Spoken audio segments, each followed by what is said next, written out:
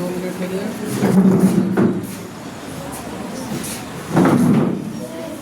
सबसे पहले parts of speech.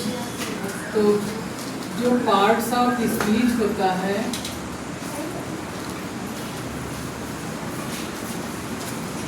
Part of speech को डिवाइडेड इनटू 8 टाइप्स। कितने प्रकार का इसको किया गया है?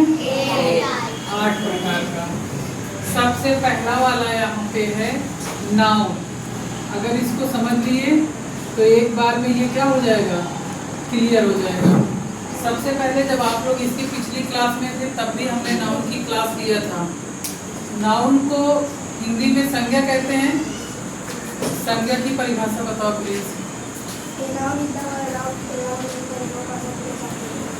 A noun is the name of person, place और thing। हिंदी में इसकी डिफिनेशन बताओ अर्पित। अर्पित ने बताया किसी व्यक्ति, वस्तु अथवा स्थान के नाम को संज्ञा कहते हैं। हमने एक चीज और बताया था कि जो संज्ञा होती है, चाहे जिसका भी किसी भी चीज का नाम, दुनिया में जितने भी इंसान हैं, जितने भी प्राणी हैं, जितने भी पेड़ पौधे हैं, पहाड़ हैं, नदियां हैं या बुक्स हैं, उनके अपने अपने क्या हैं, नाम हैं। और जिनका नाम है वो क्या कहलाएगी, नाउन कहलाएगी या संज्ञा कहलाएगी। और किसी वस्तु का नाम हो गया, किसी स्थान का नाम हो गया, किसी व्यक्ति का नाम हो गया, यही इसकी डिफिनेशन में है संज्ञा। ठीक है ना। अब देखो, हमने एक बार आपको बताया था कि हम लोग पार्ट ऑफ स्पीच में पहला नाउन पढ़ रहे हैं। तो नाउन को जनरली 5 भाग में बांटा गया है। कितने भाग में बांटा गया है? 5 भाग में। ऐसा कोई ब्रेव स्टूडेंट है जो बता सकता है सबसे पहला कौन सा है इसका? सबसे पहला प्रॉपर नाउन। कौन सा नाउन है? Proper noun. Proper noun. Proper noun को हिंदी में कहते हैं स्थानवाचक संज्ञा। कौन सी संज्ञा? स्थानवाचक, जो सदैव बना रहे। प्रॉपर मतलब एक स्थान पर। ये विद्यालय आप चले जाएंगे, लेकिन ये विद्यालय कई वर्षों तक इसी अवस्था में, जब तक इसको ध्वस्त नहीं किया जाएगा, ये ऐसे बना रहेगा। तो ये आपका क्या कहलाएगा? Proper noun. नदी क्या हो जाएगी? Proper noun. किसी पवित्र बुक का नाम यानी धार्मिक किताब का नाम किसमें आएगा? Proper noun. रिवर्स का नाम प्रॉपर नाउन। तो ये प्रॉपर नाउन हो गया सबसे पहले प्रॉपर नाउन।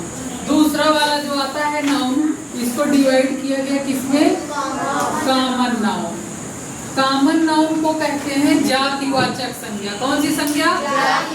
जातिवाचक संज्ञा। जैसे आपके मतलब मनुष्य में विभिन्न प्रकार की जातियों को कैटेगराइज किया गया है, कास्ट को ना अलग अलग, ऐसे इसका कॉमन नाउन, इसका जातिवाचक संज्ञा का मतलब है पशुओं की अलग अवस्थाएं, पेड़ों की अलग, मनुष्यों की अलग, सबको अलग अलग कैटेगराइज किया गया, तो जातिवाचक संज्ञा कहते हैं। तीसरा वाला आता है आपका कौन सा? प्रॉपर नाउन, कॉमन नाउन, और इसके बाद है कलेक्टिव नाउन। कलेक्टिव नाउन को क्या कहते हैं? समूहवाचक संज्ञा। समूहवाचक संज्ञा जैसे बहुत सारे एक एक फूल को एक प्लग कर लीजिए, तोड़ लीजिए और सारे फ्लावर को एक जगह इकट्ठा कर दीजिए, बन जाएगा फूलों का क्या? गुलदस्ता बन जाएगा। तो ये किसमें आएगा? कलेक्टिव नाउन में। जैसे एक बकरी, 2 बकरी, कई बकरियां आपस में एक जगह इकट्ठा हो गई, बकरियों का झुंड किसमें आ जाएगा? Collective noun. मनुष्यों का झुंड किसमें आ जाएगा? Collective noun. तो जहाँ पे बहुत सारी चीजें एक जगह इकट्ठा हों वो क्या कहलाएगा? Collective noun. कलेक्टिव नाउन के बाद आता है आपका मटेरियल नाउन। मटेरियल नाउन को क्या कहते हैं हिंदी में? पदार्थवाचक संज्ञा। कौन सी संज्ञा? पदार्थवाचक संज्ञा। जो भी आप खाते पीते हैं वो सब किस में आते हैं? मटेरियल नाउन में। जैसे लाइक सॉल्ट, सॉल्ट मीन्स नमक। नमक क्या है? Material noun. वाटर क्या है? ऑयल क्या है? Material noun. मिल्क क्या है? Material noun. तो जो भी चीजें हैं ये सब किस में आएंगी? मटेरियल नाउन में आएंगी। नेक्स्ट एंड लास्ट है ऑब्जेक्ट नाउन। हिंदी में भाववाचक संज्ञा कहते हैं। कौन सी संज्ञा? भाववाचक संज्ञा। ये नहीं कि जैसे तुम लोग कहते हो कि इनका भाव बढ़ गया, नहीं बात करना, या फिर किसी वस्तु की मतलब कीमत बढ़ गई, कॉस्ट बढ़ गई, उसके भाव बढ़ गए, वो एब्स्ट्रैक्ट नाउन नहीं है। एब्स्ट्रैक्ट नाउन यहाँ पर है जैसे कि अगर आप हैप्पी हैं, खुश हैं, तो आपका क्या हो जाएगा? Abstract noun. जब आप दुख में हैं तो भी आपका भाव क्या हुआ? चेंज हो गया, तो ये किस में आ जाएगा? Abstract noun. तो संज्ञा की परिभाषा, a noun is the name of person, place और thing. Noun is divided into 5 categories. First is called proper noun. Second is common noun. Third is collective noun. Fourth is and last abstract noun. Abstract noun को हिंदी में क्या कहते हैं? भाववाचक संज्ञा। Material noun को पदार्थवाचक संज्ञा। Collective noun को समूहवाचक संज्ञा। कॉमन नाउन को जातिवाचक संज्ञा। प्रॉपर नाउन को स्थानवाचक संज्ञा। अब इसमें देखो, ये जो संज्ञा है, इसके बाद अब दूसरा हम लोग पढ़ेंगे proper noun, common noun, collective, material, abstract. तो ये आपका क्या हो गया? नाउन। पार्ट ऑफ स्पीच का पहला पार्ट क्या है? ये नाउन। नाउन के बारे में आप समझ गए। अब नाउन के बाद जो दूसरा आता है उसका नाम है प्रोनाउन। क्या नाम है उसका? प्रोनाउन। इसको हिंदी में कहते हैं सर्वनाम। सर्व का मतलब होता है सभी जगह, जिसका नाम चले वो क्या कहलाए? सर्वनाम।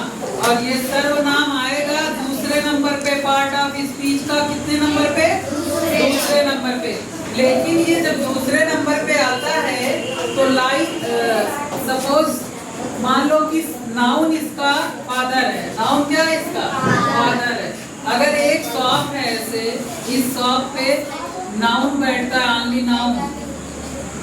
किसी दिन नाउन चला गया रिलेशन में अपने, तो इसका लड़का आ जाएगा यहाँ पर कौन? प्रोनाउन। लेकिन देखो जब नाउन आ रहा था तो बता रहा था कि मुकेश नाम रहा होगा, या फिर भोला नाम रहा होगा, या फिर श्री नाम रहा होगा, यानी एनीवे कुछ भी किसी कोई भी नाम रहा होगा। किसका? नाउन का। और जब ये चला गया तो कौन आ गया? प्रोनाउन। जब प्रोनाउन आएगा तो ये नाम लेके नहीं आएगा, ये नाम नहीं लेगा। ये नाम के स्थान पे ये क्या करेगा? जैसे कि ही, इट, ये सब क्या है? प्रोनाउन है। इसको क्या बोलेंगे हम लोग? प्रोनाउन बोलेंगे। तो इसकी डिफिनीशन क्या हो जाएगी प्रोनाउन की? A pronoun is a word which is used in place of noun. संज्ञा के स्थान पर प्रयुक्त होने वाला शब्द सर्वनाम कहलाता है। समझ गए ना? किसके स्थान पे प्रयोग करेंगे? संज्ञा के। अगर हम लिखें ऐसे, अगर मान लो कैसे लिख दें कि अलसिफा इज नॉट रीडिंग। अलसिफा नहीं पढ़ रही है। क्या कौन नहीं पढ़ रहा है? अलसिफा नहीं पढ़ रही है। तो ये कहलाएगा आपका, क्या कहलाएगा? नाउन कहलाएगा। क्यों? नाउन इसमें क्या है? अलसिफा नाउन है। कौन है? अलसिफा। नाउन मतलब संज्ञा, किसी का नाम। तो यहाँ पे क्या आ गया? नाम आ गया। अब देखो अगर इसको ऐसे लिख दें, yes she is not reading. अगर सी इज नॉट रीडिंग कर दें, अब अलसिफा की जगह पे कौन आ गया हमारा? सी आ गया। तो ये तो नाउन होगा नहीं, सी आ जाता है तो क्या कहलाता है? प्रोनाउन कहलाता है। तो यहाँ पे ये हो जाएगा सी इज नॉट रीडिंग, वह नहीं पढ़ रही है। अब वह में हमने किसी का नाम नहीं लिया। मैंने ऐसे भी कर सकता, इसको इंडिकेट कहते हैं। यहाँ आपने पूछा कि अलसिफा पढ़ रही थी कि नहीं, हमने आपको बताया बिना नाम लिए अलसिफा वह नहीं पढ़ रही है। क्या कर रही है? वह नहीं पढ़ रही है। जब नाम ना लेंगे तो प्रोनाउन आ जाएगा। नाम की जगह पे प्रोनाउन आएगा, यानी नाउन के स्थान पर सब्स्टिट्यूट कर देंगे किसको? प्रोनाउन। आप समझ गए ना? नाउन नहीं रहेगा तो उसकी जगह पे कौन जाएगा? प्रोनाउन को कैसे पहचानेंगे? ही से, सी से, इट से। और नाउन को कैसे पहचानेंगे? किसी व्यक्ति का नाम, वस्तु का नाम, स्थान का नाम। तो अब आप लोग ये पढ़ लिए ना? प्रोनाउन कितने प्रकार का है? प्रोनाउन भाई कितने? इसको भी अगर हम लोग डिवाइड करेंगे तो ये भी है 6 टाइप का है ना। तो ऐसे मान लीजिए प्रोनाउन हो गया। अब प्रोनाउन के बाद अगर नाउन नहीं रहेगा कोई सेंटेंस में होगा। जैसे मैंने यहाँ पर एक सेंटेंस लिखा, मान लो पहला सेंटेंस मैं लिख रहा हूँ, जारा इज लुकिंग, जारा देख रही है। और दूसरे में लिख दे सी इज रीडिंग। इसका मतलब क्या हुआ? हिंदी में जारा देख रही है और यहाँ पर वह पढ़ रही है। वह क्या कर रही है? पढ़ रही है। अब देखो इसमें ये वाला तो आपका क्या है बेटा? नाउन। और ये वाला क्या है? प्रोनाउन। अब नाउन और प्रोनाउन आपने जान लिया, लेकिन अगर हमको नाउन की और प्रोनाउन की क्वालिटी, आप लोग की कोई क्वालिटी होगी ना। दुनिया में बहुत सारे इंसान है, सबकी अलग अलग क्या है? विशेषता, क्वालिटी अलग है ना। कोई जल्दी से समझ लेता है, कोई देर से समझता है। तो जो इसका क्वालिटी बताए वही क्या कहलाए? एडजेक्टिव कहलाएगा। क्या कहलाएगा? एडजेक्टिव। एडजेक्टिव को हिंदी में क्या कहते हैं? विशेषण। विशेषण की परिभाषा संज्ञा अथवा सर्वनाम की विशेषता बताने वाला शब्द विशेषण कहलाता है। संज्ञा के स्थान पर प्रयोग होने वाला शब्द सर्वनाम कहलाता है और संज्ञा अथवा सर्वनाम की विशेषता बताने वाला विशेषण कहलाता है। विशेषण को इंग्लिश में एडजेक्टिव कहते हैं। एडजेक्टिव किसकी विशेषता बताता है? नाउन और